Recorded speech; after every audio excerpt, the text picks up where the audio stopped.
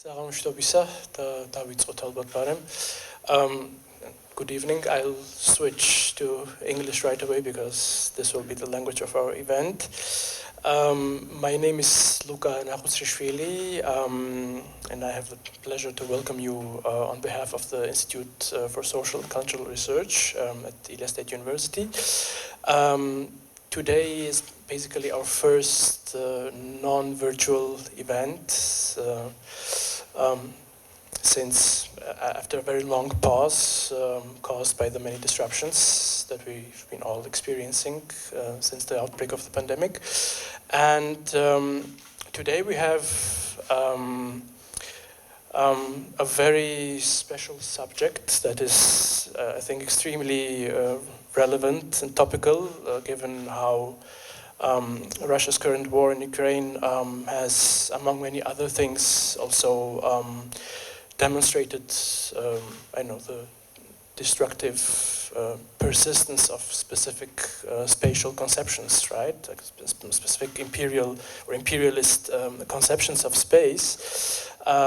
Something which is, of course, nothing new to Georgia, where this kind of things goes under the banner of occupation, but there is very little reflection attached to it most of the time. So I think today we have a guest who is particularly fit in helping us to advance in that direction, to somehow elaborate a more sober analytic framework for thinking through what it means for specific spatial representations or conceptions to persist and produce specific practical results on people within a country or on its neighbors.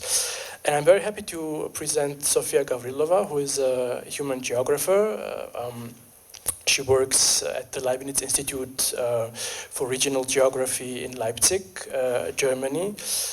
She obtained her PhD in Oxford, at Oxford in 2019. Yeah, she's the author of many articles and a book which just was published by Routledge. It's about Russia's regional museums, which in Georgian would be ცოდნების მუზეუმები, and it's about the representation and misrepresentation of nature and society throughout the vast network of regional museums in Russia. The title of today's talk is Shifting Spatial Regimes, Production of Geographical Knowledge and Shared Imaginations in Tsarist Russia and the Soviet Union. And Sonia will speak for about an hour, right? And then we'll open the floor for discussion. So now please join me in welcoming Sonia. The floor is yours. Good evening, and thank you very much, everyone, for coming. And Luca just stole first 2 pages of my talk, so it might be shorter in the end.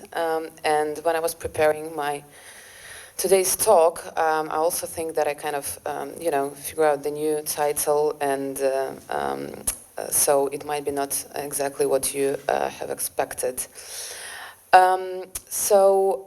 Yes, I want to, my main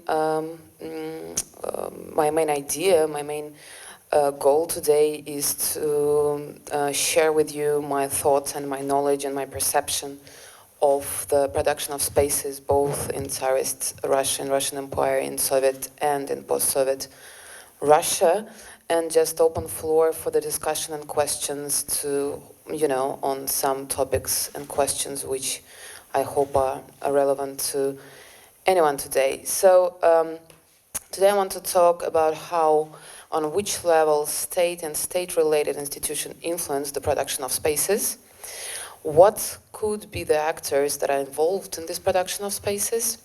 And I'm going to try to, as I said, to ground my talk in imperial Soviet and post-Soviet Russian practices on the production of various special regimes, and what might be even more important for me personally, and I try to argue that in my talk, of the various spatial imaginations. And of course, and this is the part that Lucas told, the war that has outbroke on the 24th of February and is still going have raised awareness of the Russian imperial views towards the space it used to occupy for a century. But has it really? And for whom? And this is something that I hope that we can think of towards the end of my talk. And as many people, I found myself in the situation of drastic shift of my perception of things and constant reflections on things I have been doing as a scholar, as a lecturer, as a researcher, as a political activist, and for a certain period of time as an artist. And I could not possibly start this talk with you today, here in Tbilisi in November 2022, without a minute of self-reflection on that, and without setting up position and explaining their perspective I'm going to talk from, and not to include a bit of what I call the self-ethnography. So, as I have been already introduced, but let me reintroduce myself.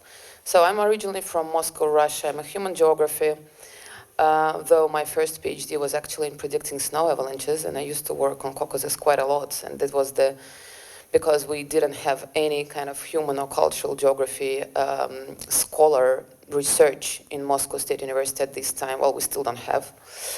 I left the country in 2013. I left first to Paris, then I started to do my PhD in Oxford. And for 2 years already, I live in Germany. And I worked in Russia on Russian materials for all of my life, traveling a lot, each summer going to the field. And my primary research was on the question of Soviet repressions and Russian imperialism towards Russian Arctic and the North, how the North and the ideas of the North were constructed. These are just some pictures, beautiful pictures of the Russian North, if you're interested in them. And we'll come back to them. And yes, I have done my thesis on the system of the Soviet network of the local museum, regional museum, Kraevechesky museum, which have been put as basis for Soviet-imposed identity of the vast majority of the Soviet space to be able to control the way people make connections with their little motherland, and therefore how do they connect with how do they connect to the Soviet space, which were mastered by various institutions. The system of the network, and here are just a couple of museums that you see, and yes, they occupied the former church buildings and former monastery in northern Perm region, which is Urals, and in Moscow region. They emerged in the 1920s as bottom-up initiative, and kind of was seen as a vernacular science of krayevedenia, of this underground knowledge in dialogue, or even in kind of contraposition to the official science. And of course, it has roots in German School of Geography, and even the concept of krayevedenia, local knowledge, is literally kind of translation of German Heimatkunde. And however, in 1930s, this system was centralized and got under strict Soviet control, and was used one of the mechanisms of the colonization of the Soviet peripheries. So what has started as, small local museum to gather things and think of who we are as a community has been centralized and put into the new regions. And for example, in Chukotka, and I will refer a lot to this region in my talk, it was directly imposed in 1930s when Chukotka became Soviet. And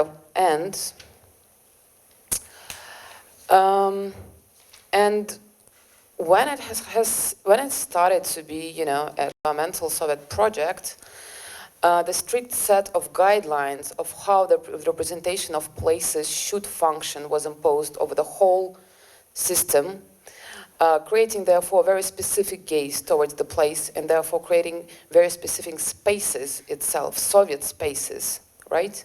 With little acknowledgement of the, for example, indigenous perspective, on the uncomfortable narratives or histories that were happening, and with a very recognizable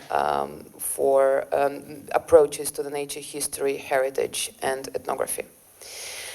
As I said, unfortunately, I have been limited in time and my own abilities to only study the network in Russia. So I didn't have a chance to see how the network has survived the breakup of the Soviet Union in other countries. However, this research triggered my interest in the concepts of the spatial histories, various actors involved in the production of spaces, and how the spatial histories are used for the state propaganda and contribute to the development of the very specific imperial identities among the population. With my research on the system of this network, or with the system of this regional museum, I have questions. What are the patterns of the representations of the places imposed by Soviet Ministry of Enlightenment and Education over different spaces, and what are these Soviet places that these museums have been creating? In other words, what have been the Soviet places imposed towards almost every settlement in former Soviet Union, and how they have been tied up to the identity construction and national policies. What I've done there in terms of, kind of theoretical thinking, analytical framework, I used Barth's methodology of analyzing the myths, the cultural myths imposed in the society. Maybe you remember how his discursive kind of analytical framework to see how myths started to circulate in a certain society. And based on that, I developed kind of my analytical framework of what I call common silences, or Soviet common silences in the place representation and in the place creation, which have been imposed by this network, and which are still persist in the majority of the museum in Russia that I have visited. So, I was using diachronical approaches, and the pictures that you see here, I haven't put the names of the places because it actually doesn't matter. But the thing is that basically the guidelines on the representation and the exhibitions themselves haven't been changed since the collapse of Soviet Union. And I'm sorry to say, but I think they are, haven't been changed since 1950s, some of them. Which is good because, in one sense, they don't have any kind of new state propaganda in it. There is no like this Putin discourse of Ruski Mir and so on, which we will talk a bit later on. But still, they kind of continue to reproduce the places which are there in 1950s. And so, in other words, the patterns of the spatial historical narratives which have been developed and put in museums from the late 30s haven't experienced any dramatic shift, not towards the Russian state propaganda, but as well not becoming the places, again, of the bottom-up independent grounds for self-determination of a particular communities for the locals, although the centralized governance of these museums have already came to end. And let me just elaborate on that and continue in that direction.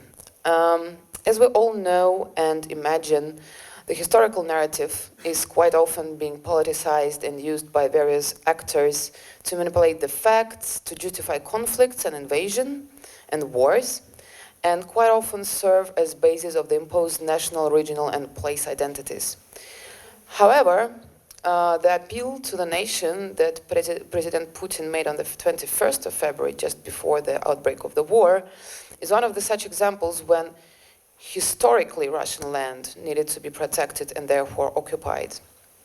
So this is the way of seeing history and historical narrative, which is quite often now also used by right-wing politicians, is always a spatial history. It's a history grounded in space, right? There are hundreds of ways of seeing the past, as seeing the history of ideas, governance, art. But what we're dealing with today, when we talk about the justification of the conflict and of the Russian invasion on Ukraine and in Georgia, it is a very specific way of seeing history. It is a spatial history. So today, I hope you can see it, at least a bit of it. So today, if we talk about the concept of Ruski Mir, or the Russian world, which is now very, as you know, popular and become the kind of one of the main discursive frame to talk in Russian politics today, it is not so much about the history. It's a battle over the physical spaces, and what is even more important, as I argue, it's a battle for the imagined places and for the spatial imaginary, for the spatial imaginations. Well, this might sound quite provocative, but the construction of the imagined geographies and the imagined spaces is a ground level of the state propaganda and is used to gain wider support among the population, and therefore these spaces stick in the society, and these spaces and these ideas stick in the society for longer. And here I want to do just a bit of introduction in the terminology that I use, because I think maybe not everyone here comes from the human geography background, and I just don't want you to sound vague. But when we talk about the spaces and places, there are basically three categories that I'm gonna be using, and which are embedded in the discipline. And there are landscapes, which are physical materials, parts of land, which can be transformed by human or nature forces. There are spaces as geographical locations with no imposed meaning. And when we talk about places, we talk about very dynamic and constantly changing constructions which are created by people and their actions. Of course, there are a lot of debates in human geography on these definitions, but let us stick to these ones for now. And we can discuss, if you want to, in more details, the particular meaning of those. So then, what are the imaginary places, right? And what is the geographical imagination at all, then? It is the way a person imagines a place where he's not maybe he's not visited or not experienced by himself. And so he relies on representation circulated in the society. And that might be a ground of a basis of self-determination of a group or a group of people, and can be imposed by the state and to be able to control and govern those imaginations. In such states, let's skip to this one, to the pictures. Pictures are always more beautiful. Sorry, I haven't translated this one. So on the left-hand side, it's a beautiful book, which is called Where I Should Be, Which Places I Should Visit to Learn Russia. And on the right-hand side, you've got screenshots from the media project of Russian Geographical Society, which, as you may know, gained a lot of power in 2010s, being closely associated with the Russian government. So basically the president of the Russian Geographical Society is Vladimir Putin, and the vice president Sergei Shoigu, so minister of military defense. Thank you.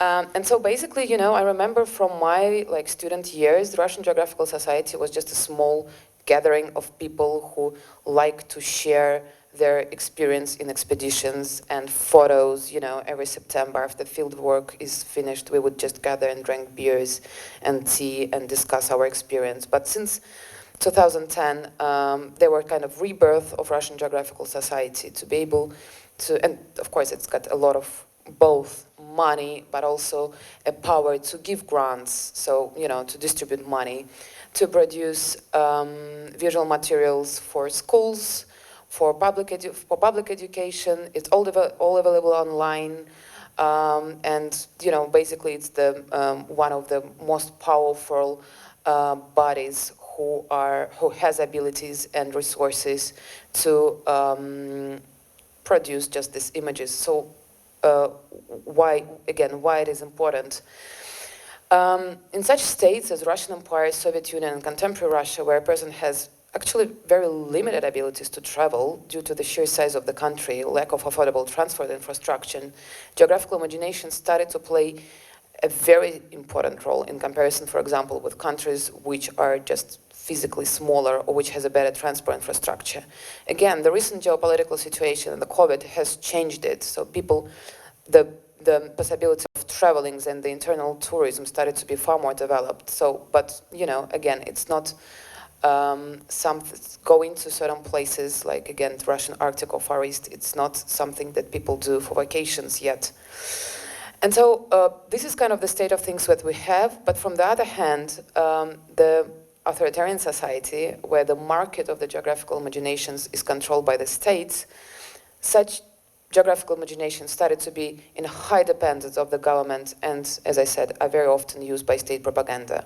So just, it's very simple financial and logistical things. Those who can travel and produce beautiful films about indigenous people or about melting Arctic, these are the people who do that. And if you don't have free money for artists or for independent companies to do a film, and if the majority of the products belong to Russian Geographical Society, you're kind of in the situation of state monopoly on the geographical imagination. So yes, so in case of Soviet Union and contemporary Russia, we kind of have a bingo of these two factors. We have enormous land and authoritarian regimes which control the production of these imaginations as they control the production of geographical knowledge in total. The production of the geographical knowledge, the way it has been written up and narrated, with places, facts, concepts, which are included or excluded from geographical imagination, could be a matter of choice of many actors and institutions within academic, political, and public discourses, and on the personal level as well. And we will come back to this in the end of my talk. These institutions, however, target various group of people, right? Traditionally, the main institutions which imposed the shared visions and knowledge is the system of education, the schools, especially compulsory education, where everyone needs to obtain certain knowledge. So this is one of the most powerful institutions to impose the way space should be seen, perceived, and learned about. But also, of course, other institutions, museums, for example, and we all remember what happens with our system of the regional museums, right? Traditions, commemorative practices, mapping practices, and spatial practices, embodied spatial practices like tourism, excursions, and so on. The geographical knowledge, yes. So there is several level. Let's jump to this. The production of the geographical knowledge in late imperial Russia and in Soviet Union were quite different. While the Russian contemporary system of the knowledge production heavily relies on the Soviet tradition still. This is one of the research that I'm working on now, as some of you already know here, is to try to understand what are the strategies that different countries have been following after 1991 in terms of education in geography, and how the new schools of the new geographical knowledge appear, for example, here in Georgia, but also in Estonia and Armenia. So after the compulsory Soviet education has come to its logical end, what are the new strategies of how the spaces are narrated and taught about? I'm looking at the textbooks and conducting interviews to see to which extent and how the places which were constructed and imposed by the Soviet system of the knowledge production and education have been challenged after 1991, and what have been the new places and special constructs which have replaced the Soviet ones. Very simple, example that, for example, the Russian textbooks right now still talk a lot about post-Soviet space, right? And this is kind of nostalgia about the space which used to be Soviet, which used to be before that Russian, isn't very core of education, of the geographical education. While, for example, in other countries and here in Georgia, the concept of the post-Soviet space or, anything which unites the former Soviet states just don't exist. But to be able to get there and to be able to understand this new market, post-Soviet market in geographical education, we need to find our starting point, right? Where and how and what concepts on the Soviet education and geography have been imposed in Soviet Union.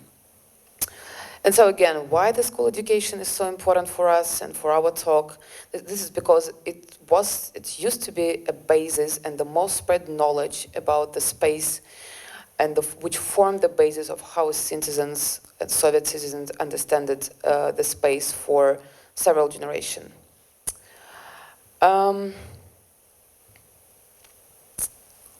Yeah, I can talk about this, for a very long time, but I want just to outline one thing here.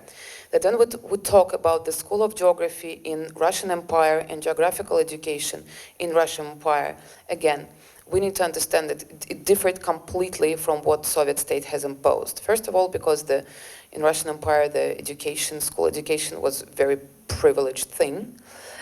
And the imperial knowledge, geographical knowledge, was very good, very well connected with the European School of Geography, especially the German School of Geography. And of course, it was very colonial in that sense, right?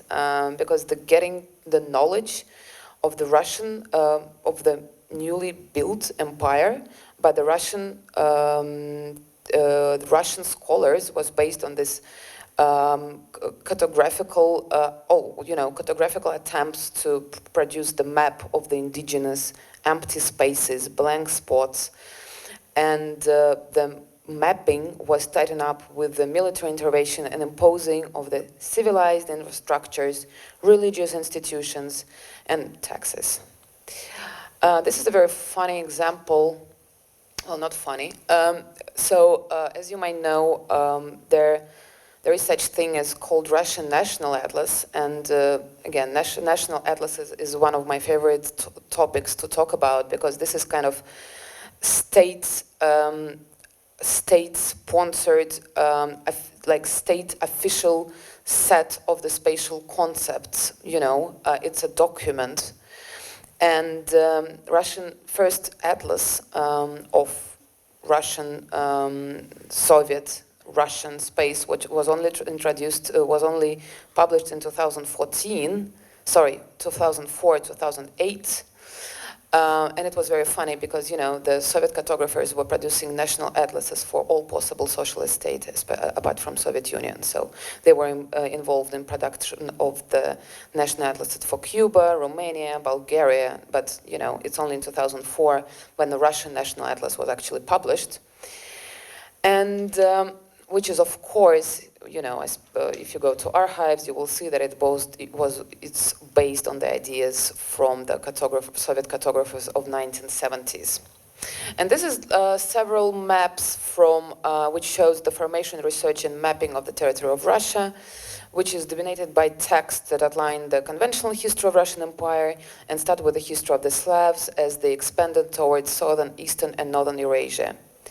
These historical narratives intertwine with the history of the scientific expeditions and progress in mapping, and the history of the formation of the Russian Empire is the history of the military campaigns, such as, for example, Yermak's expeditions, which resulted in the accession of the Khaganate of Sibir into the Russian Empire, or the Dezhnev expeditions. And so the market, and still, so this is kind of the reflection of the imperial, of the way Russia get these territories in imperial Russia. But coming back to the Russian empirical knowledge, I want to say that it was a flourishing market. There were several publishing houses of the textbooks and several publishing fabrics which produces maps for specifically school education. And trust me, they were different. Again, if you're interested in that, I'm very happy to send kind of my article on that, but they were different. And they were different in the way they showed spaces, they constructed the spaces. It was really a market. But of course, it's all started to cease in the beginning of the 20th century. And towards the 1930s, the Soviet School of Geography started to be formed and started to be one of the main grounds of the Soviet modernist project. Upor na kartu, right? The emphasis on the map, announced by Stalin, put the maps and geographical knowledge in the heart of the project of mastering the new Soviet space. To be very short, the Soviet schools of academic geographical knowledge started to face isolation and started to be loses its ties with the Western knowledge. And the main differences that we can sum up would be that geography started to be primarily a natural science, not a social science in its core. Remember, I was not able to study human geography still in Russia. It was aligned with the economical needs of the Soviet states with 5-year plans. And it had very specific landscape approach in its core. So how that all have influenced the system of education in geography? As soon as Bolsheviks came to the power, they embarked on a series of major reforms with regard to the school education.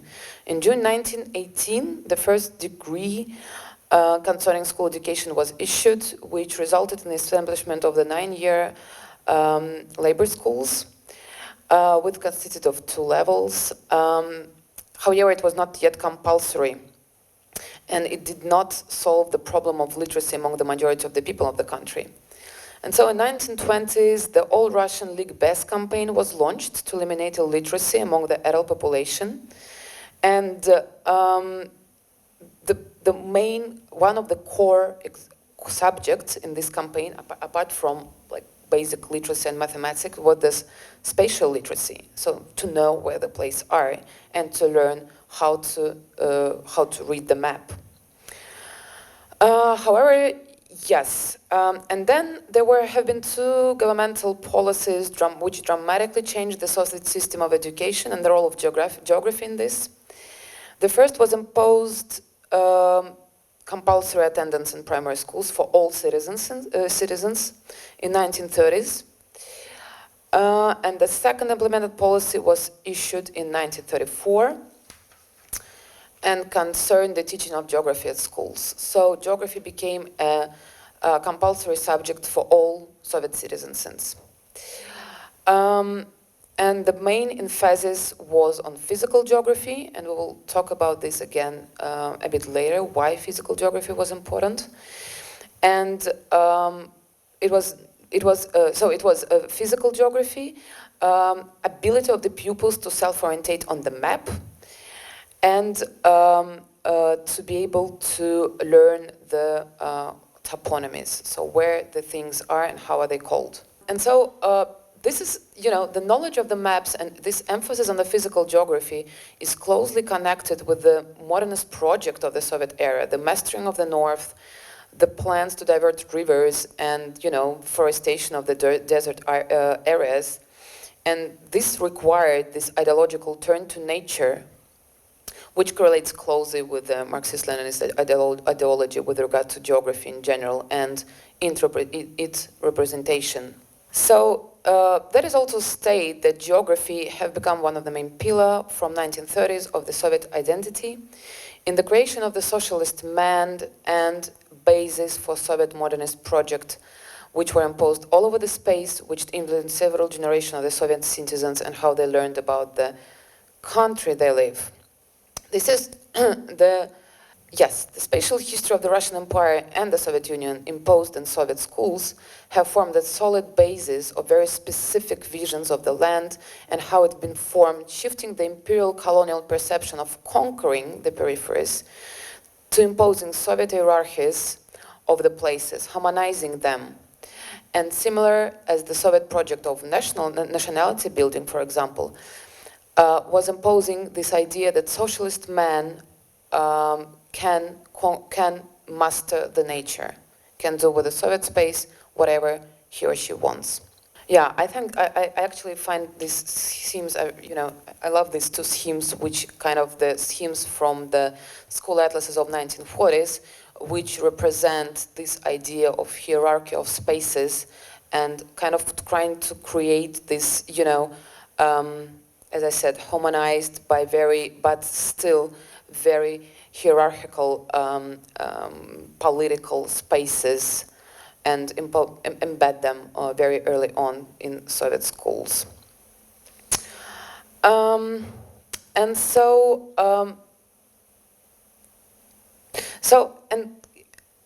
when we talk about these Soviet spaces and how they can have been created, there has been hundreds of works written on that, for example, on those, how these places, for example, appeared in Soviet art or Soviet literature. There is beautiful books and articles on that, and I don't want to go in there during this talk, because what I really want to focus on, it's more on the way they have been mastered and represented in basically in maps and in popular geo-imaginations. So I want to skip this overview of what people say on the representation of these places in culture. And I want to focus now on 3 dimensions, and here we will jump to a beautiful, here we'll jump to the beautiful examples, and kind of we are done with the boring theoretical part, I hope. I want to focus on 3 dimensions. I want to focus on the physical changes which the Soviet regime produced while mastering the space. I want to look at several representations, and then I wanted to look at the embodied practices of creation of spaces. And of course, when we talk about the relationships between state and nature, of course, the first level is just the physical level of changing the landscapes, which is also a privilege and is a matter of state power. And how these landscapes have been changed, that might be a result of the direct policies of the state or private enterprises, which had this power to change the landscapes we live in and affect landscapes by imposing infrastructures, for example, by developing mining enterprises. Or this can be the result of the other societal, and economical policies. So it can be the byproduct. So now I want to draw your attention to the several examples. So first of all, I think it's already become a joke and a meme, but we all know the Stalin's plans, which were actually half realized, of the transforming the nature of direct and very, very kind of active invasion into the space, and it can be the forced forestation of the desert areas to increase the productivity of lands. For example, like here, right? Or it can be the plan of divert the rivers, which thanks God didn't happen. But the interesting thing is that we still witness these changes which have been done. So this is, I think, 2000. This is the Google image from 2000, I guess, I don't know, 2020. And so we see that this forest forests still there. So we kind of still live in these changed landscapes. The second example that I like more, I'm not sure whether, can you, no, I can't point, right? Laser pointer. Oh, you can see it, okay. The second example, and it is one of my favorite examples, comes from here. Don't quote me on that, somewhere here, from the Perm region. And, this is one of my, I'm sorry you can't see it very clearly. This is one of my favorite, questions when I talk to students. So you've got the very weird chain of islands in the middle of the river, somewhere in the Urals, which could not be possibly the remains of the bridge because they don't cross the river, but they are go alongside of the flow. It's just here, then you have this deforested area, and they look like this. So what are they? I don't want to take too much of your time, and so I will say the answer straight away. So basically, these are the islands which were built by the Gulag prisoners to navigate the lodging, right? The forests from this area down to the river to a factory here. So they were standing there and navigating the wood, the forests, and these changes in the landscapes. When you go here, when you go on the bank of the river and you talk to the locals and you say, "Look, what do you have there?" They will not find the words to explain this. They will not find the name for it, and this is again, coming back to my ideas of, this silence, common silence, and landscapes and places which are still silence, this doesn't have name. And so one of, the project that I hope to develop in future is just to create the topology of the places which are a result of the, for example, of the Soviet repressive policies, which are visible, prominent changes in the landscapes and which lack language, both on local level, they lack representation, of course, on the official level, and they don't exist. And the next example, and here we jump to Chukotka, to my favorite region, as you may learned already, it's just here. And we also encounter when I was working there in archives, you encounter dramatic plans, unrealized utopian plans of the Soviet settlements which were supposed to be built there. And the history of Chukotka is, quite dramatic because it used to be range of settlements of the indigenous population of several different ethnicities, and their identity was completely killed by implemented of the Soviet Eskimo identity, which is a Soviet project. There is no such ethnicity, and people were relocated, from their villages, from their settlements quite late. It was 1960s, so I was actually be able to interview people who were just relocated in one night and brought up into, Soviet cities. And these people, their lifestyle relies on traditional hunting on the sea mammals, whales and seals. And the Soviet cities which were built completely almost destroyed, well, first people, because they were starving, but also like the skill how to hunt, because the cities were built with absolutely not taking into account the need of the local population to be able to sit on the very high hill, overlook the sea, and when they see the mammals, jump in the boat and go hunting. Well, it doesn't stop with, with only Soviet plans, because of course post-Soviet governance also started to create very weird, places like this in Chukotka, and we'll come back to this later. But what I was, but my main point that this created it's not the direct, policy which was kind of aimed to change the landscapes, to develop mining or to forest the deserts, but as a result of the policy of relocation and implementation of new civilized lifestyle, very similar to, for example, with the reindeer herders in Yakutia. This created very weird places which have this Soviet and post-Soviet mixtures of infrastructure, but also has this very prominent tradition of the lifestyle that were used before the Soviet occupation of these lands, because nobody cares about this, right? The Abramovich was the head of Chukotka, governor of Chukotka, and he did some great stuff, but also abandoned the region after that. As I always also joke, and this is very sad joke, but the only meat that people have there, it's either whales or kangaroo from Australia, because there is one ship which goes from Australia all the way up to the north and just drops some frozen kangaroos for them.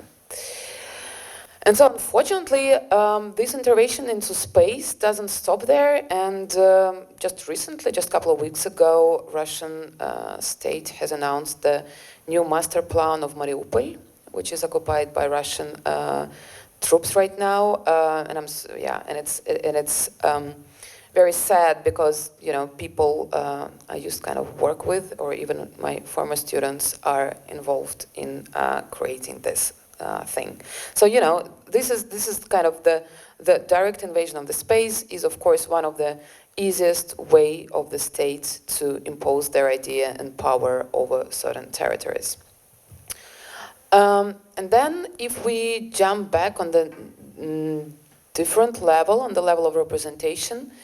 We can see, I will just stop on several examples.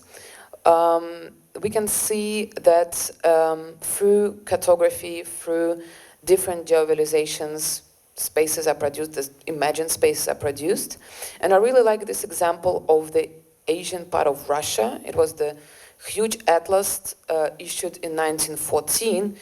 And I think it's the first and only part of conceptualized Asia in Russian Empire and Soviet Union. You wouldn't not then encounter this concept of Asia. You would have Siberia, you would have Far East, you would have Central Asia. But this atlas, it's like set of stone attempt to think of what is Russian empirical Asia. And of course, after 1930s, and I'm saying this 1930s because map production was a bit delayed, so the new maps of Soviet Union would be published in 1930s, not in 1920s.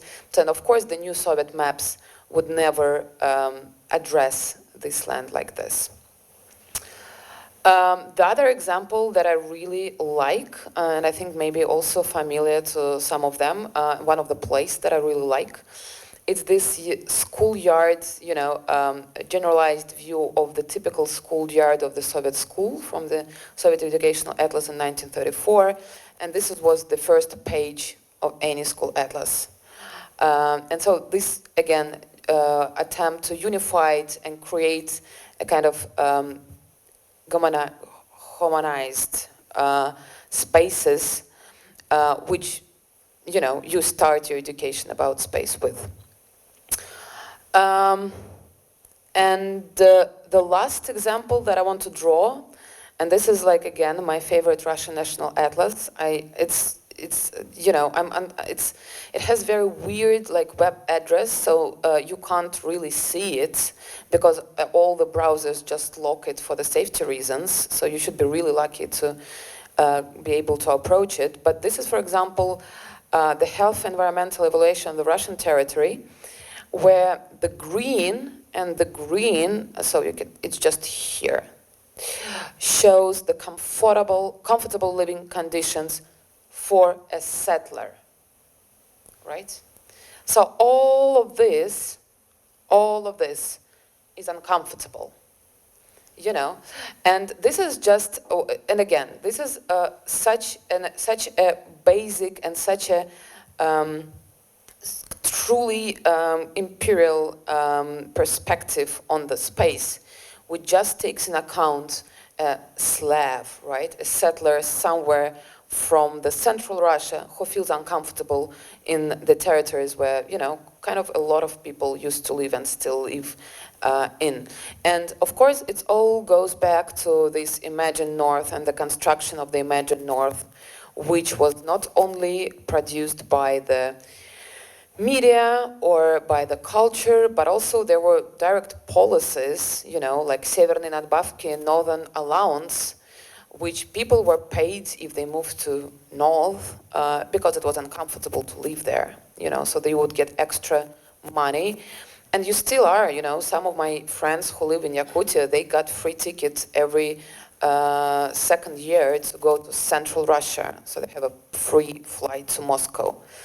I'm really kind of envy them. So you see, so this construction of the spaces is persists on the level of cartography, and the places are different, and they, but again, I don't have a lot of time to talk about the National Atlas, but trust me, like this is just one of the examples of how this attitude towards non-central Russia, not Moscow, not the, is constructed.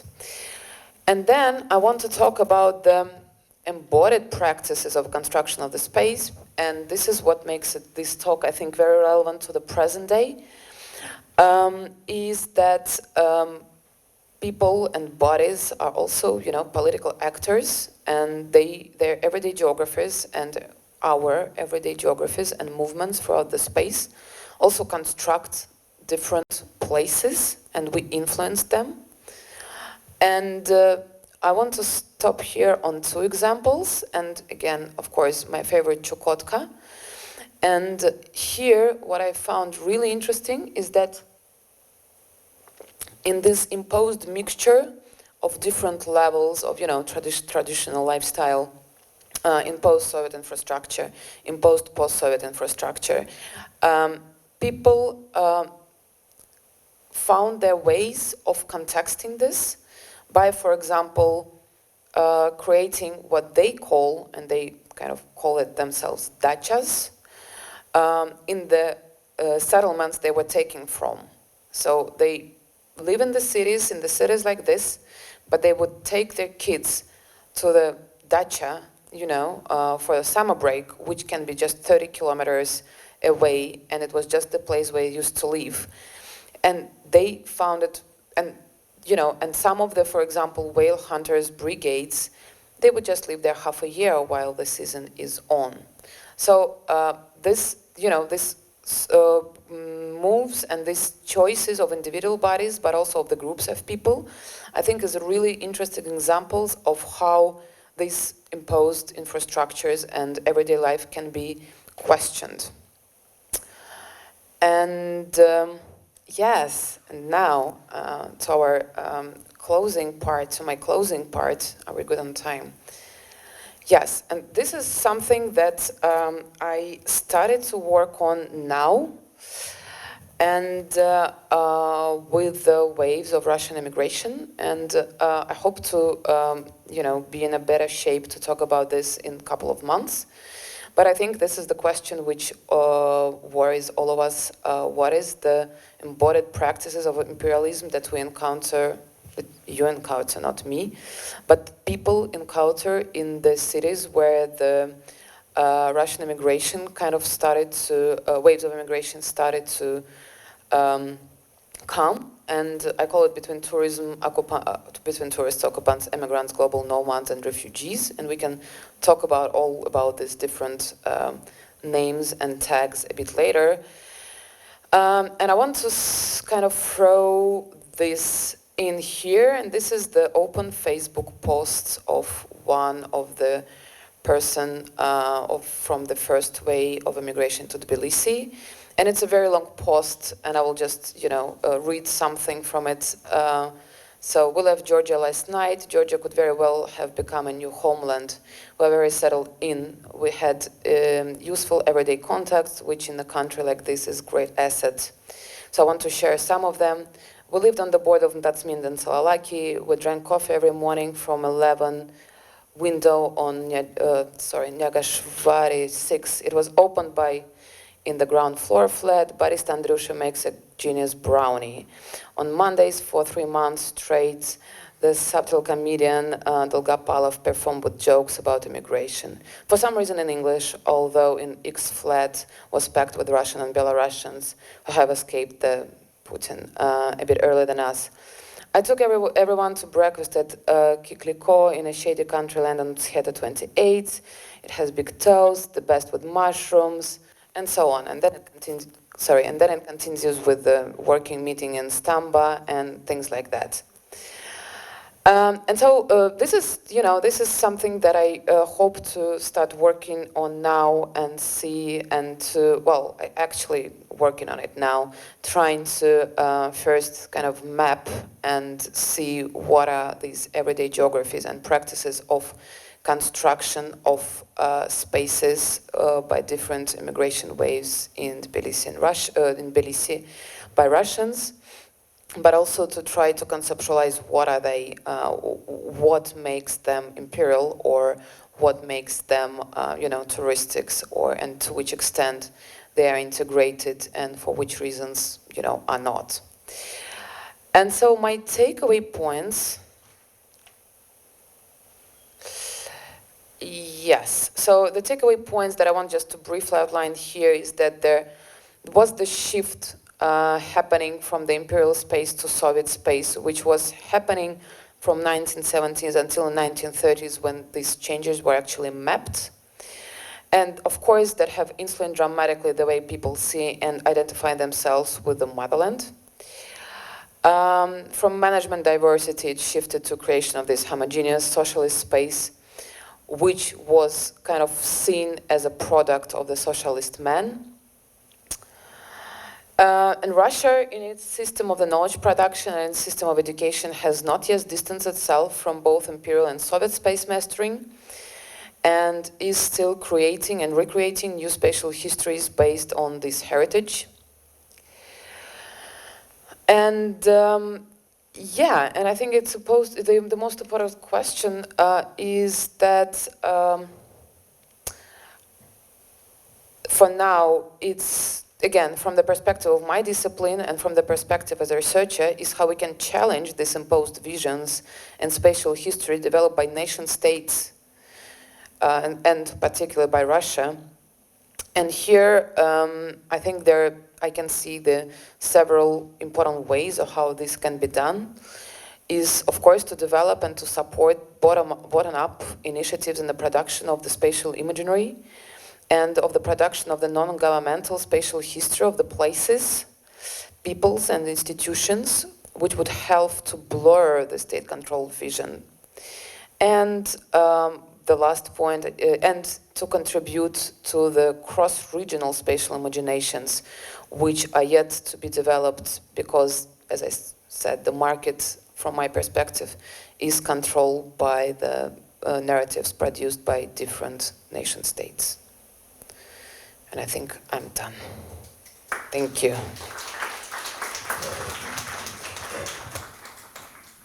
For leading us through this huge material and for making it so vivid, and also for making it so pertinent to the to our present. And I myself have a lot of questions, but maybe without monopolizing on my duty, I will directly open the floor for questions from the audience, and we can gather the first questions. I wanted to ask something about the aspect that you've already covered, a bit of it. It's about the local ways of resistance, because in general, when there is an imposition of a certain degree, and of a degree of this kind, there are always certain, maybe even unconscious ways to somehow resist, and you mentioned one of it. And I was also wondering, maybe you found something else there that might be relevant and interesting, so that we can learn from those practices. Thank you. I would like to ask you to elaborate a little bit more about the imagined spaces and to kind of talk about how imagined spaces become actual spaces at some point and then again become imagined spaces, or are all spaces imagined? Like, just to give an example about, like, for example, socialist space at some point become real space, but it was imagined, and then maybe today it's imagined space again. So, like, how these kind of narratives are defining, bringing something into imagined and real. Thank you very much for both questions. I would start probably with the first one about the resistance. I think when we talk, as I said, I think when we talk about the resistance, we should kind of think of what level of resistance we're talking to, because, for example, one of my favorite examples of such imposed spatial regimes are the tourism which was developed in the Soviet Union. I truly believe that these, 2-3 days trips were the kind of places of freedom for a lot of people, and which are, for example, very nicely connected to the Moscow School of Conceptual Art, which also have a lot of these embodied practices of excursions, which were not regulated by state. They were taken to the forest, giving lectures or doing performances. And so I think this is one of the levels how it should be done. On the level of the knowledge production, thank God we're not, thank God we do have internet, and we do have various funding opportunities which are not tightened up to the country's money. So I think it's really important to think theoretically how we can develop the different ways of seeing spatial history, you know, and it might be just the not generalized ideas of how this imperial space is being developed by just small examples of one, you know, on the local level of a village or of a person.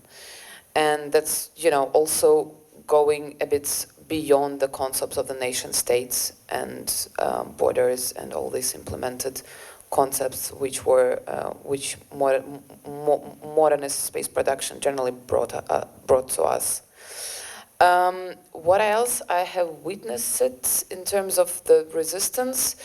Well, it's you know it's interesting that in many places, I think that when I was doing my research in the museums, I also was trying to find where the narratives which was imposed by the Soviet Union have been finally changed. And so it's never in the big cities, it's never in the capitals, but in the shadow of the big cities, you know, in the small villages.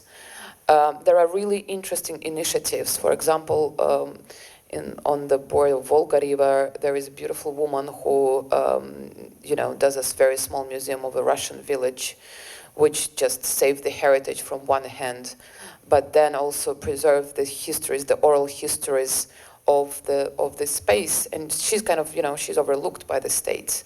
I'm not quite sure, well, that was the state of things before the war, you know. I'm not quite sure that, you know, it's still the same in Russia, but before the war it was still very much possible. So I think in terms of resistance, it's first of all self-consciousness and paying attention to what you do as a political body. And then if you have power, if you have like privilege to produce something, be that art, knowledge, to, you know, to try to think that, to try to beat the state-imposed narratives. Yeah, I'm not sure if I answered that. And about imagery in spaces, well, you know, I think the Soviet space in general was was constructed as imaginary spaces, because even if in many atlases, for example, and in many school atlases, you know, when you go to the archives, you see this correspondence that, and we should show Gorod Kirovsk not as it is right now, but as it will be in 10 years. You know, so it was always this thinking of the future, of the socialist future that will come. So I think that the whole project of and the same in the museums, I think they all have been constructed until they kind of started to be embedded and lived through. Well, in art, you know, in cinema, in literature, of course, it's far richer examples we can draw on.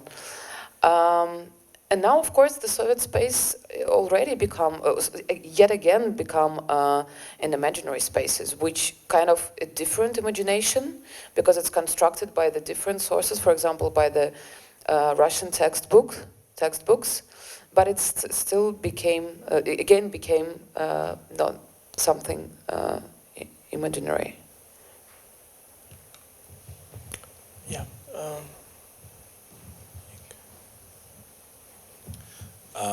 Thanks a lot for a very rich presentation. And on a side note, I also appreciate that you paid your respect to Comic Sans.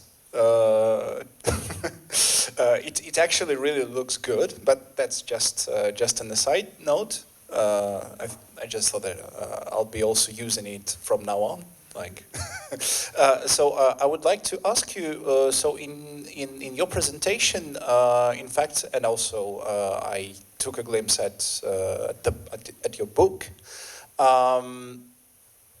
You are describing how like two major players, like two major actors, have been initially in the Soviet period. It was the state who shaped the image of the Краеведческие музеи, like local history museums, and in the post-Soviet era, especially since the emergence of today's state capitalism, there are there is another actor, which is large companies, mostly extractive companies, that also like project their sort of ideology and their worldview into local history museums.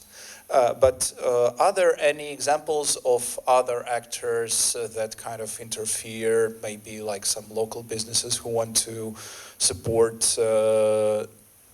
this or that museum, or I don't know, like some communities who sort of bring something in and try to represent an alternative narrative, or is it, according to you, it's mostly like completely taken over by the state or by its other face, the large, mostly state-owned companies? Thank you.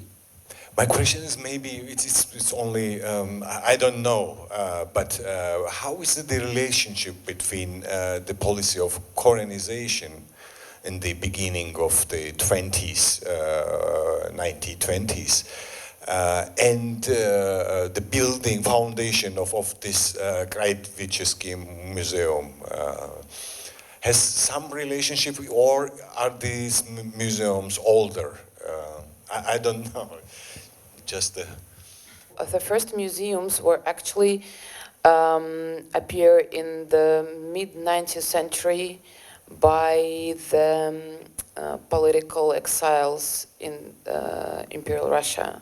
So basically, the first museums are in Yakutsk, Irkutsk, Krasnoyarsk, and the places where, people were sent to, and they kind of begged for a bit of money to study where they were sent. So basically, in a sense, when I say that it was a local bottom-up initiatives, I'm also kind of not very true, because they were set by the political exiles. And they, before the 1920s, they got the impossible degree of independence from the state. For example, the museums in Siberia, they were sponsored by the local government and the just very rich merchants and, just powerful people. And I think that was strict attention in 1921 when the first conference of the regional museums were held. And they came up with the word Krayevedenie and Krajewicki museums, and they started to impose the policies of controlling it. And of course, it tightened up to the colonization, because, as I said, all the, for example, in Chukotka, when the civilized expeditions, or how would I say, group of people would be sent to these settlements, there would be a person with films, with education films, a teacher, and a Krayeved who would set up the museum to tell the story. So it's very tightened up. So basically, these museums have become one of the institutions of colonizing the space. Korenizatsiya, you meant? You meant? Korenizatsiya, yes. And sorry, I misheard. And yes, of course. And it became the basis for the Soviet national constructions, of course, and of Korenizatsiya, yes. And and it's very weird, when I have one chapter dedicated to the how the national minorities and indigenous people are represented, and it's for example, in Yakutsk, in Siberia, in Yakutia, there would be all exposition about the Russians, and then there will be one northern man sitting as a part of the exposition, with no any kind of elaboration on that. And regarding the contemporary part of the museum, answering your questions, no, I think I was not really clear, because the thing is that the state abandoned the network, so there is no centralized governance, but nobody came to kind of claim and to put their own discourse in the museum. So, for example, Russia has just invested lots of money to set up the new museum, which are called Россия моя история, Russia my history, basically in parallel to that. So this, but there are museums, and there are, again, speaking of resistance and protest, there are people and individuals who would use them to develop to kind of contest the state-supported narratives. But again, we're talking about before the war. I'm not quite sure whether they could still continue doing what they're doing right now, because things just changed dramatically since February. Well, I'll ask a question, and I wanted to ask you to return to the Tsarist period, because that's what interests me most at this point, for my own research purposes. And I would like you to elaborate more on the exact ways the transformation happened from. You mentioned that there was a very heavy German influence, also because there were so many Germans in the Academy of Sciences, and like, for example, the Caucasus was first explored by German scientists sent by Catherine and then by the later emperors. And there were many German ethnographers and administrators in the Caucasus itself. So how did this German school put an imprint on the way the Russian Empire started to visualize itself, and how did this maybe feed in a way into this newly evolving Soviet system, or how did this shift happen from what might have been German determined system of practices of cartography, of conceptualizing, etc.? You know, I'm not quite sure that we can call it a shift. I think that, well, again, you know it better than me, that the ties between German and Russian academia in 19th century and 18th, 19th century were very close. So basically, the whole concepts of the heartland, you know, the concept of the landscapes, this concept of the local history and spatial history, they all kind of were developing, you know, co-influencing each other. And I think what's happened from my perspective is that just at one point this influence and kind of co-influence stopped, or at least ceased, you know, and stopped towards the 1930s, late 1930s, and then Germany just continued developing in the way it developed, and the Soviet took a bit different approach. But I would say that still these schools of thoughts are very close, you know, I think. You know, the landscape, as I said, the landscape tradition and things like that, yeah. Other questions? Because then I would have yet another question, maybe in continuation to what the lady had asked before.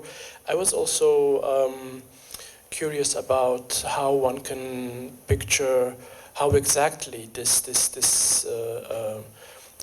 passage from specific state-sponsored conceptions feeds into the body, or migrates to the bodily, the subjective level, right? So I wanted to ask whether we can picture or conceptualize how, for example, these new nomads, or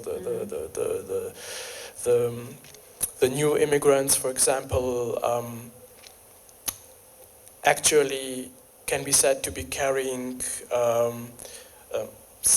sedimented, I don't know, imaginations that were produced by the state.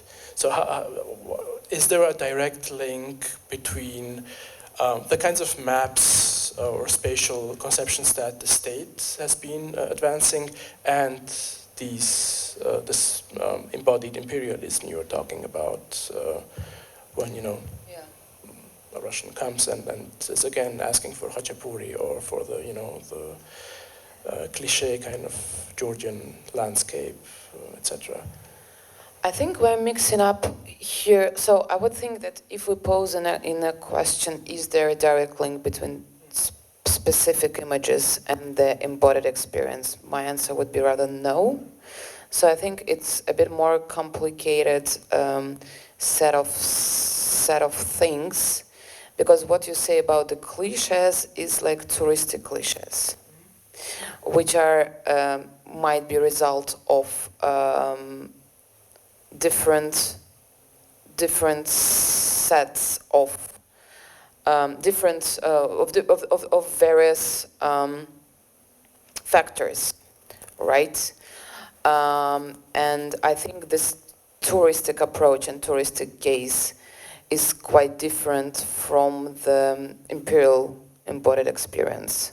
Because I think the creating of the exotic is quite different from embodied imperialism when you just assume that it's yours, right? So you don't recreate exotic spaces. I might be not, so I think that the embodied kind of living as you are at your home situation, this is different from a Khachapuri experience. And so I think, and though I can see how these Khachapuri experiences are produced within Russia, because they are produced equally, for example, to some of the national republics in Russia, right? By Russian Geographical Society, this very kind of, what is the name? Folklorization, of the traditions and things like that. So I think that this is kind of the touristic approach, but I think what irritates many people is quite different. It's kind of assuming that things are the same. Yeah. And this is, I don't think that this comes from imaginary. I think this comes from kind of something else, which might be connected to the system of education or to other factors. Thank you very much just for coming, and I put my email here, so if you want to get in touch with me to share your thoughts or ask for articles or PDF of the book, just please feel free to approach me. And thank you very much for coming, and thank you, Luca and Georgi, for setting up this talk for me. Thank you. And yeah. So